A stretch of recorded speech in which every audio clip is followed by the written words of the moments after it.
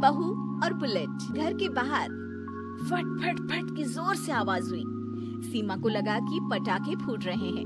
वो डर के मारे घर से बाहर निकली। देखा तो सामने योगेश यानी कि पतिदेव एक बुलेट बाइक पर बैठे हैं। अरे डर गई क्या? बाइक लेकर आया हूँ तुम्हें घुमाने के लिए। सच में? मुझे लगा पटाखे फूट रहे हैं। अरे पटाखे भी फूटेंगे और मिठाई भी बटेगी। माँ को तो बुलाओ। माँ भी बाहर आ जाती है। अरे योगेश बेटा, इतनी जल्दी आ गया? और ये गाड़ी किसकी है? साहब की है? हाँ माँ, तुम्हारा बेटा साहब से कम है क्या? मेरी है। अरे बेटा, इतनी बड़ी गाड़ी ले ली, इससे तो तू घोड़ा ही ले लेता। महंगी पड़ी होगी ना? माँ महंगी सस्ती छोड़ो और मिठाई लाया हूँ, गाँव में बंटवा दो। अरे बंटवा क्यों दो? पीछे बैठो, गाँव में बांट कर आते हैं। सब खुश थे। योगेश गांव के बाहर एक कोयले की खदान में मजदूरी करता था। मेहनत और अकल से उसने वहां ठेकेदारी का काम सीख लिया और सूझबूझ से ठीक ठाक पैसा बनाने लगा। गांव में बात फैल गई कि योगेश के घर धमाका गाड़ी आई है।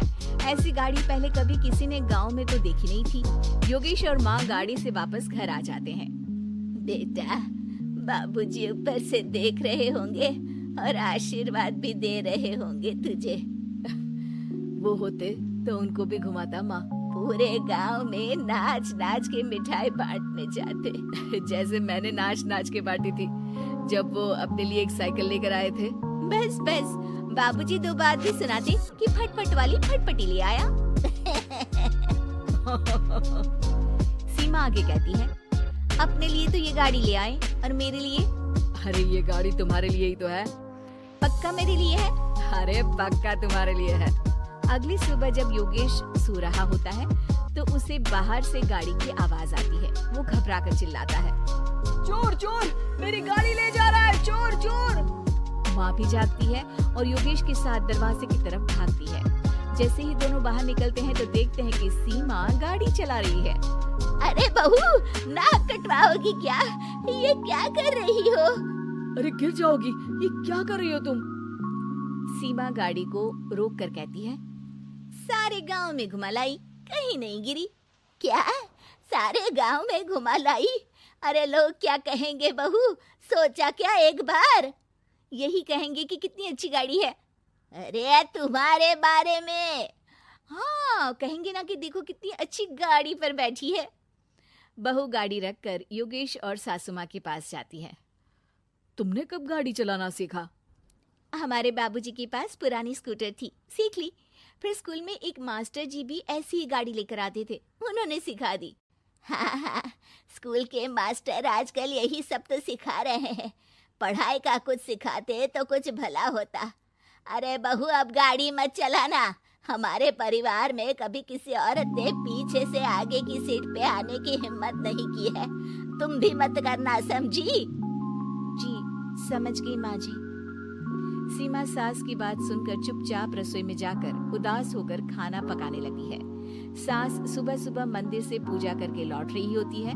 तभी उसे दो औरतें रोक लेती हैं और कहती हैं, अरे बहू को थोड़े अच्छे लक्षण भी सिखा दो। गाड़ी चलाने निकली थी, गांव की मर्यादा का कोई ख्याल नहीं है। वही तो, अरे पैसे आने लगे हैं तो क्या मतलब कि किसी रीति रिवाज को नहीं मानोगे?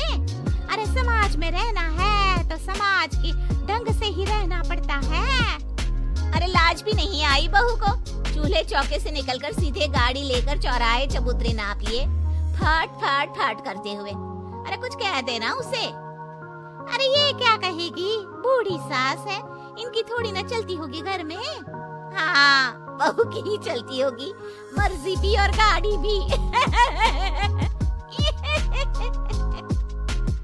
सास सब सुनकर घर आती है और बहू को चिल्ला के बुलाती है, अरे नाक कटवा दी सबके सामने गाड़ी चलाकर। औरत जात गाड़ी नहीं चलाती। शहरों में तो 4 पहियों वाली गाड़ी भी चलाती हैं और हेलीकॉप्टर, हवाई जहाज भी। शहर में थोड़ी ना रहती हो मैडम साहिबा। आज के बाद गाड़ी से ही नहीं, यूं भी निकलना बंद तुम्हारा घर से। माँ सही कह रही है, कहीं भी जाना हो तो मुझे बता देना, मैं लेकर चलूंगा। आज माँ को तुम्हारे कारण कितनी बातें सुननी पड़ी। इतना कहते हुए योगेश वहाँ से चला जाता है। बारिश की वजह से कारखाने के रोड पर कीचड़ रहता है, इसीलिए योगेश गाड़ी घर रख कर जाता है और किसी से लिफ्ट लेकर कारखाने पहुँचता है ताकि नई गाड़ी गंदी ना हो। लेकिन शाम को इतनी तेज बारिश होती है कि उसे वापस आने का कोई साधन ही नहीं मिलता। बारिश बढ़ती जाती है, रात के 11 बज जाते हैं। रास्ते में एक नदी का ब्रिज है, अगर उस पर पानी आ गया तो योगेश कारखाने में ही फंस जाएगा। पूरी रात भूखे प्यासे बितानी पड़ेगी। घना अंधेरा, बिजली की कड़कड़ाहट और तेज बारिश। राजेश डर भी रहा था, ठंड से कांप भी रहा था। तभी उसे रोड से आती हुई एक रोशनी दिखती है। वो देखता है कि उसके सामने एक बाइक आकर खड़ी हुई है। वो ऊपर वाले को धन्यवाद देकर उस बाइक वाले आदमी की तरफ बढ़ता है, पर पास जाकर देखता है तो भौचक्का रह जाता है। सीमा, तुम यहाँ इतनी बारिश में गाड़ी पर? पहले बैठो तो, नदी ब्रिज पे आ जाएगी तो जाना मुश्किल हो जाएगा। योगेश गाड़ी के पीछे बैठता है। सीमा गाड़ी चला रही है। मैंने तो तुमको पहचाना ही नहीं। गाड़ी की आवाज तो पहचानी होगी ना। अरे पर मुझे नहीं पता था कि तुम आओगी। अच्छा किया कि तुम आ गई। माँ नहीं आने दे रही थी, पर हमेशा पति पत्नी की रक्षा थोड़ी ना करेगा, पत्नी को भी तो करनी चाहिए। योगेश को सुबह अपने किए पर पछतावा होता है। उसकी आंख में आंसू आ गए जो बारिश की बूंदों में बह गए थे।